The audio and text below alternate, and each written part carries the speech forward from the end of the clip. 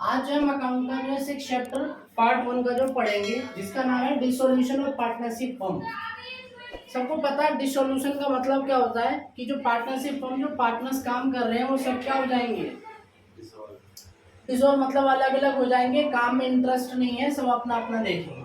ठीक है, तो उसका एक प्रोसेस होता है करने का। आपके लेवल पे जो है प्रोसेस तो बहुत लंबा है कंपनी के हिसाब से या पार्टनरशिप एक्ट के हिसाब से, लेकिन आपके लेवल पे जो है वो छोटा सा ही अकाउंटिंग जो है करने के लिए उसी के बारे में हम डिस्कस कर रहे हैं। Meaning as per the Indian partnership act पता है 1932 है, और dissolution of firm means the termination of partnership among the partners. जितने भी पार्टनर हैं उनके बीच में सारा जो है ना काम टर्मिनेट हो जाएगा। क्या हो जाएगा? टर्मिनेट।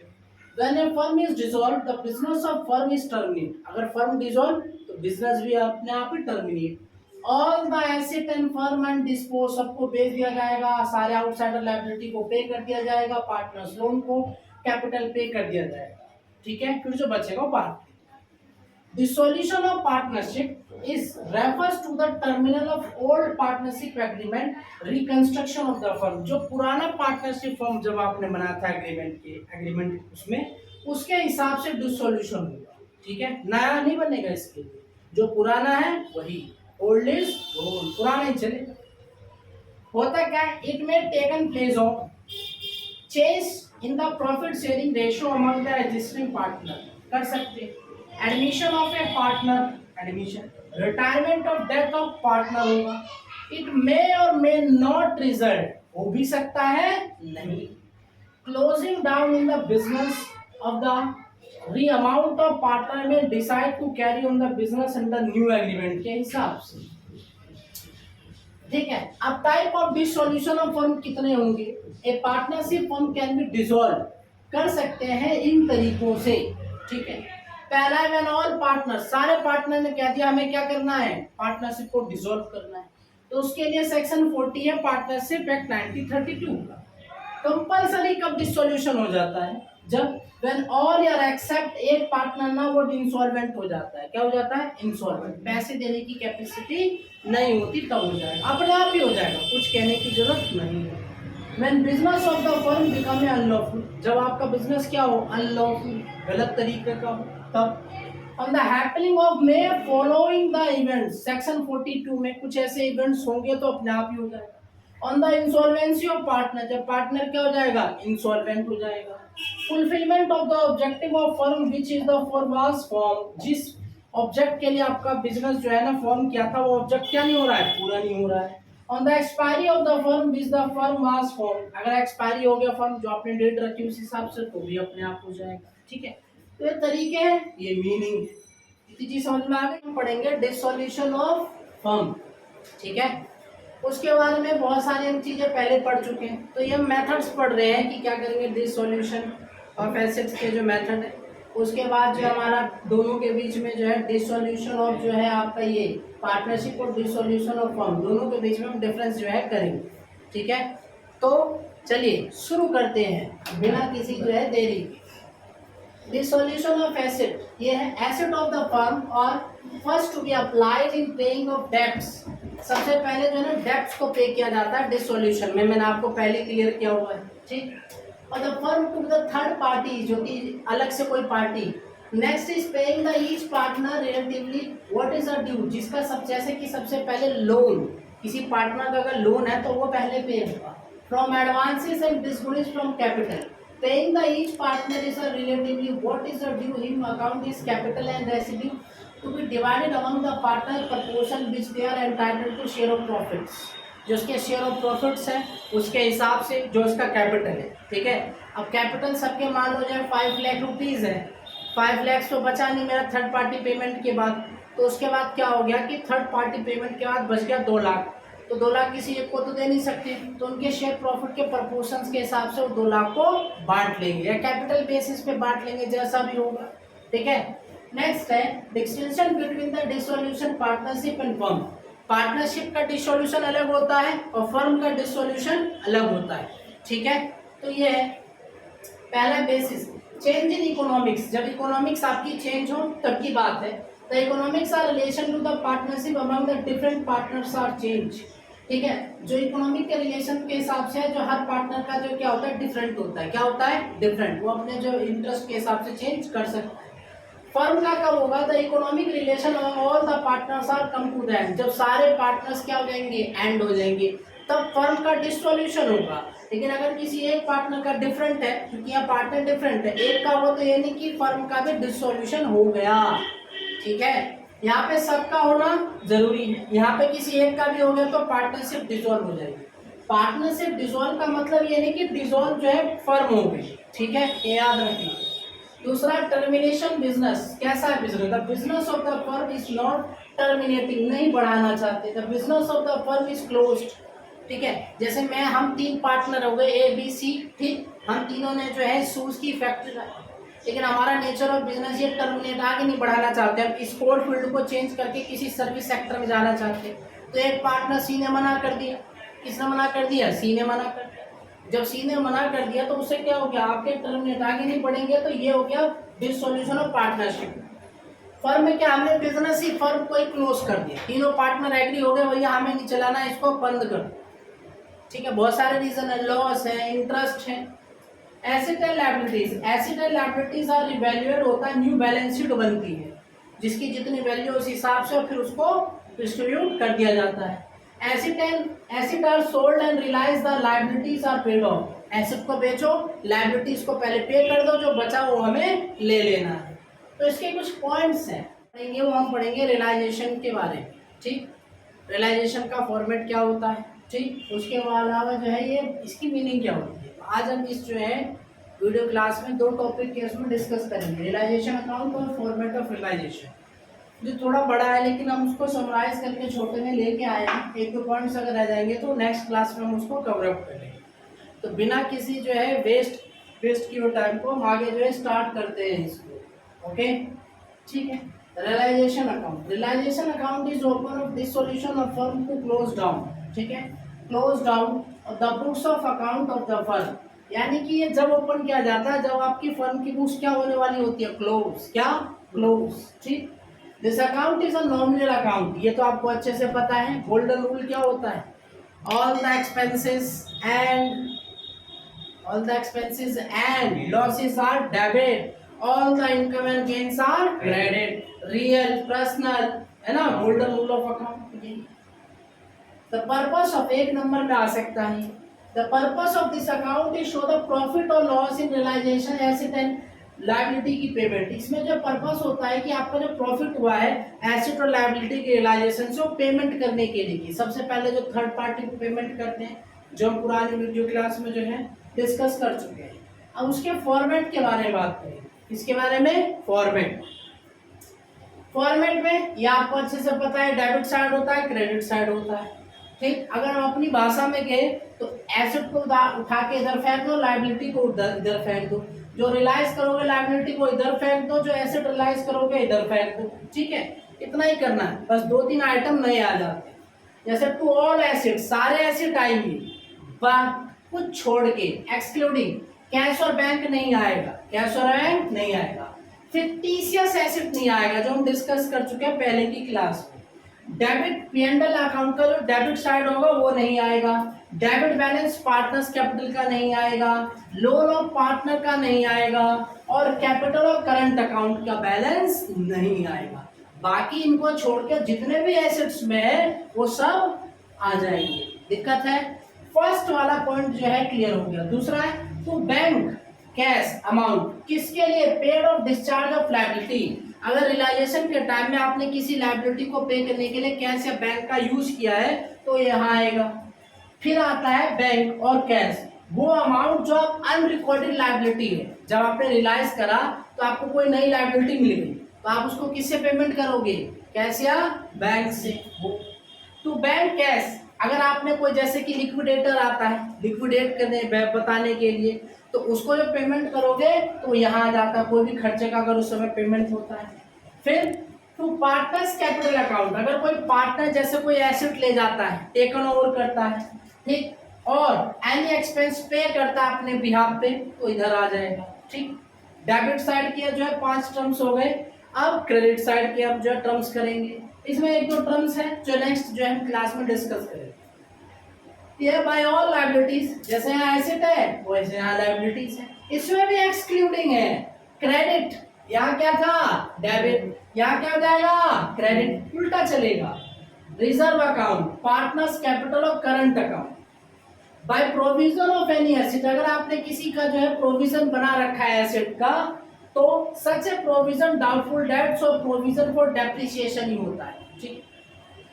थर्ड है बाय बैंक और कैश, अगर आपने जो है कहीं से आपने रियलाइजेशन अमाउंट के तहत जो आपको पैसा मिल गया जब रियलाइज कर रहे हो, ठीक। Bye amount receive unrecorded asset, यहाँ तो आपने पे करा और यहाँ आपको कोई अनरिकॉर्डेड एसेट जो मिल गया तो उससे क्या मिलेगा आपको अमाउंट, पैसा मिलेगा, तो यहाँ आएगा। बाय पार्टनर्स कैपिटल अकाउंट, अगर कोई एसेट ले जाता है, इधर अगर लायबिलिटीज ले जाता है तो इधर अगर एसेट ले जाता है तो, ठीक है।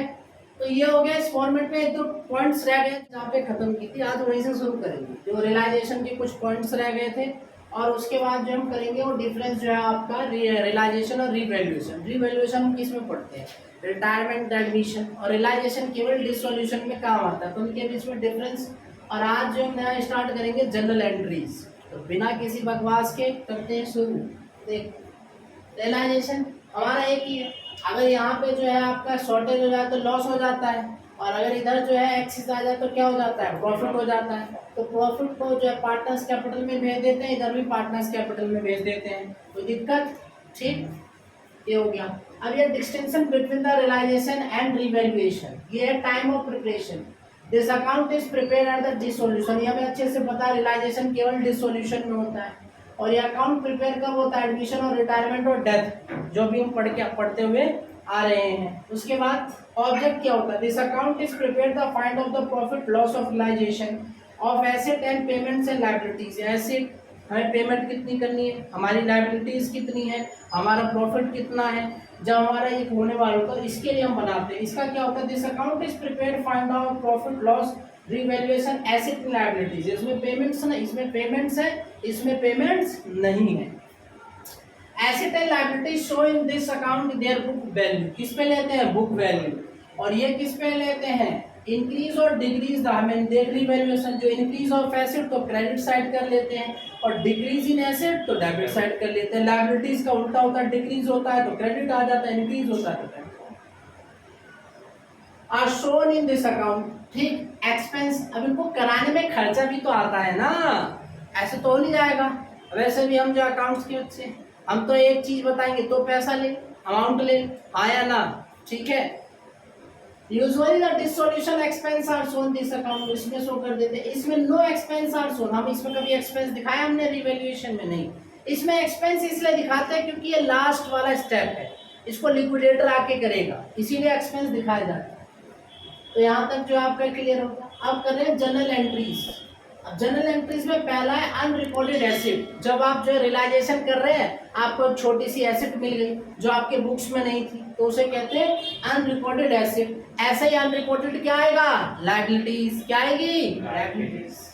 जब हमारा जो है ना क्या हो एसेट किस में बेचे कैश में, किसमें कैश में, तो जो आएगा what's comes in cash, what's goes out realisation के उसमें। When asset is taken over by partner, अब उसी एसेट को कौन लेके चला जाएगा पार्टनर, तो क्या होगा जो पार्टनर ले जाएगा उसका अकाउंट डेबिट, और जो एसेट ले जाएगा वो रियलाइजेशन अकाउंट क्रेडिट, ठीक है।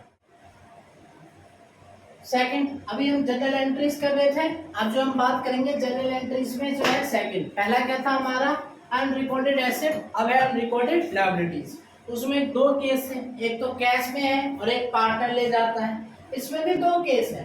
पहला केस क्या है, when the liabilities are settled, जब लायबिलिटीज को क्या कर देंगे सेटल्ड, तो realisation account are debit to cash या bank, realisation account are debit to cash या बैंक, रियलाइजेशन हो जाएगा और कैश और बैंक चला जाए, ठीक है। व्हेन पार्टनर एग्रीज टू पे ऑफ लायबिलिटी, पार्टनर एग्री हो गए कि इस लायबिलिटी का पैसा कौन पे कर देगा पार्टनर्स, तो realisation account debit to concern, concern का मतलब जो सहमत है, जो क्या है इसीलिए कंसर्न लिखा है, ये नहीं लिखा, जो सहमत है उसी पार्टनर्स का आएगा। फिर आता है treatment of reserve and accumulated profits, जितने भी रिजर्व होते हैं आपके और जो एक्युमुलेटेड प्रॉफिट्स होते हैं रखे रहते हैं, general reserve, reserve fund, profit and loss account, इन सबको क्या कर लेंगे डेबिट, क्योंकि किसमें बटेगा पार्टनर्स कैपिटल अकाउंट। ठीक है। Being undistributed profits and reserve transfer to partners capital, इसमें चला जाएगा partners capital. B for distribution of accumulated losses, यहाँ प्रॉफिट था तो यहाँ क्या है लॉसेस, यहाँ पार्टनर्स क्या हो रहा है डेबिट क्रेडिट, तो यहाँ क्या हो जाएगा डेबिट, और क्या हो जाएगा profit in loss account are credit. Being undistributed losses transfer partners capital account, सब किस में जाएंगे partners capital account. Partners loan, अगर कोई पार्टनर लोन देता है तो उसके लिए पार्टनर्स लोन अकाउंट है डेबिट टू कैश या बैंक, आएगा कैश और बैंक जाएगा और पार्टनर्स लोन अकाउंट जो खड़ा हो जाएगा। ठीक है। Being partners loan paid of, जो वो पेड कर देते हैं। ठीक है। तो हम जो है कल की क्लास में आगे की इसकी जनरल एंट्री जो 10-15 के करीब जो रह गई है, तो कुछ ट्रीटमेंट ऑफ गुडविल का अलग केस है, तो वो डिस्कस करके इस चैप्टर का जो है पोर्शन खत्म करेंगे। फिर हम जो प्रैक्टिकल जो है 4-5 जो है टॉपिक के ऊपर क्वेश्चन करेंगे यूज वाले, जिससे आपका चैप्टर क्या हो जाएगा कंप्लीट। ठीक है। हम करते हैं इसमें फोर्थ केस है, when a partner receive remuneration undertaking dissolution work but dissolution expense and borne by the firm. Receive तो करते हैं पार्टनर लेकिन उसको बॉन्ड करता है फर्म। तो इसमें दो केस है, एक होता है for payment of remuneration, for payment of realisation expense. Remuneration जैसे डायरेक्टर सिटिंग फीस हो गई, कंसल्टिंग, ये सारी फीस जो है ना क्या होता है इन रेम्युनरेशन में आते हैं। रियलाइजेशन अकाउंट आर डेबिट, क्योंकि फर्म के लिए क्या है खर्चा है, क्या है खर्चा। तो partners capital account are credit. ठीक। Being the remunerations due to the partner, partner के जो है रेम्युनरेशन ड्यू था उसकी वजह से। For payment of realisation expense, अब उसका एक्सपेंस के रूप में कोई खर्चा है बनाने में बेचने में, तो रियलाइजेशन अकाउंट टू कैश या बैंक, उसको क्या करेंगे बीइंग डिसोल्यूशन एक्सपेंस पेड, जैसे 4000, 5000, 10,000 जो उसको पूरा कंसोलिडेट करते हैं ना जब हम रियलाइजेशन को, तो उसमें खर्चा होता है, जो बनाएगा उस समय तो कुछ तो लेगा ना। When realization expense are to be borne by one partner, एक पार्टनर दूसरे का जो बॉन्ड कर लेता है, तो A paid by partner B, A's capital account are debit, कौन पे कर रहा है D, B's capital account. Being realization expense to be borne by A but paid by B, bond तो करता है लेकिन पे कौन करता है B, इसीलिए जो बॉन्ड पार्टनर है वो डेबिट होता है, जो पेड पार्टनर है वो क्रेडिट होता है। ये वाला है पार्टनर्स कैपिटल अकाउंट, कौन सा account partners capital account. 6.8 if capital account shows the debit balance, अगर कैपिटल अकाउंट कौन सा बैलेंस शो करे डेबिट, तो कैश या bank account to partners capital account तब देना पड़े। अब क्रेडिट शो होगा तो कैश बैंक क्या हो जाएगा क्रेडिट, तब जो है ना यहाँ लेना है वहां देना। ये है सीधा सीधा फंड लॉजिक। दिक्कत कुछ एंट्रीज रह गई हैं 5-7 और, ठीक, उसको हम जो है नेक्स्ट क्लास में करेंगे। तो ये आपका पूरा कंसोलिडेटेड डिसोल्यूशन कहा जाएगा। फिर 4 से 5 टॉपिक में क्वेश्चन करके हम चैप्टर का समापन या एंड कर देंगे। ठीक है। डिसोल्यूशन का जो है सेकंड लास्ट पार्ट जो है उसकी एंट्रीज के बारे में पढ़ रहे हैं। 2-4 एंट्रीज हैं, 2-4 रिमेनिंग है जो हम नेक्स्ट वीडियो में जो है पढ़ेंगे। तो चलो शुरू करते हैं। Closing the books of the firm at the time of dissolution, dissolution के समय जब बुक्स को क्लोज करते हैं, पहली एंट्री है for closing the accounts, accounts को क्लोज करने की। Realisation account to asset account, ठीक है। फॉर ट्रांसफरिंग आउटसाइड लायबिलिटीज, जब आउटसाइड लायबिलिटीज को आप ट्रांसफर करते हैं, जो ट्रांसफर कर रहे हैं तो outside liability account are debit to realisation account. Third वाला पार्ट है फॉर ट्रांसफरिंग एक्युमुलेटेड प्रॉफिट्स, जो एक्युमुलेटेड प्रॉफिट्स आप रिजर्व करके रख लेते हो, जैसे जनरल रिजर्व एक्युमुलेटेड है हर साल जोड़ के रखते हो। Profit in loss, workman compensation reserve to partners capital account, जो बच जाएगा सब किसमें बढ़ जाएगा पार्टनर्स कैपिटल, किसमें partners capital. For transferring the provisions against the asset, asset के अगेंस्ट अगर आपने कोई जो है क्या कर रखा है प्रोविजन, तो वो भी किसमें बटेगा realisation. Provision for doubtful debts account, provision for depreciation account, investment fluctuation reserve account, provision for discount on debtor account, ठीक है। यानी सब में आपने क्या कर रखा है, प्रोविजन क्या कर रखा है, क्या हो जाएगा, टू रियलाइजेशन अकाउंट, क्या हो जाएगा, टू, सब किस में बटेगा, ये realization. For transferring accumulated losses, accumulated losses, जब लॉस होगा तो partners capital account to profit and loss account to advertisement expense account. For provision which है डेबिट बैलेंस, अगर डेबिट बैलेंस होगा तो रियलाइजेशन डेबिट हो जाएगा। Provision for discount on creditor, जब डेबिट होता है तो क्रेडिटर के लिए होता है, क्या होता है, क्रेडिटर के लिए, तो क्या हो जाएगा, क्रेडिट, क्या हो जाएगा, क्रेडिट, ठीक है। तो मिलते हैं नेक्स्ट क्लास में।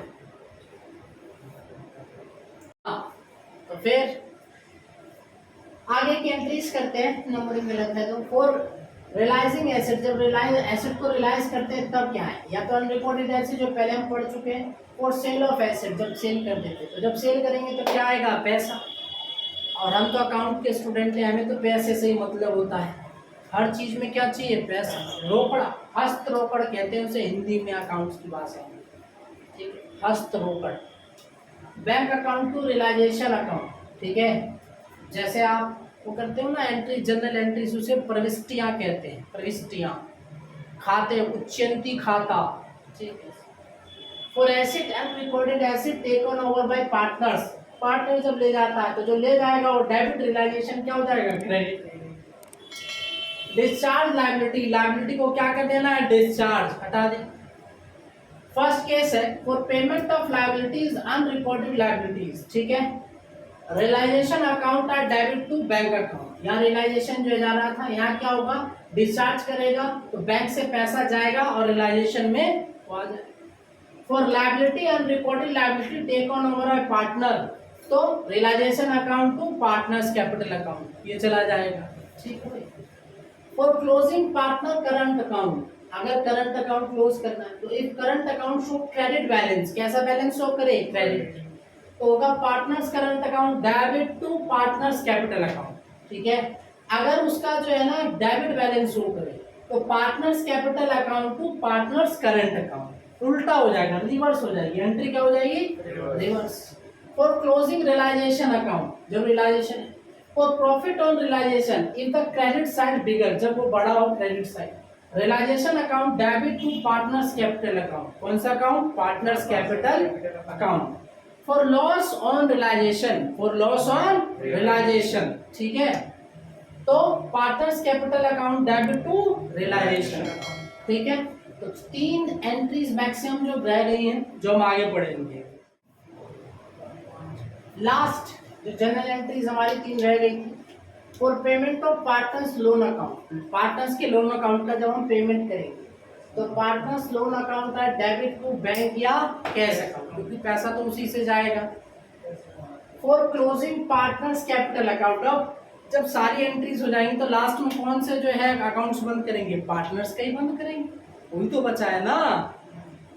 If capital account show credit balance होगा, अगर if capital show account debit balance होगा, अगर क्रेडिट होगा तो पार्टनर्स कैपिटल अकाउंट क्या हो जाएगा, डेबिट टू बैंक या कैश, क्योंकि उन्हें पैसा देना पड़ेगा।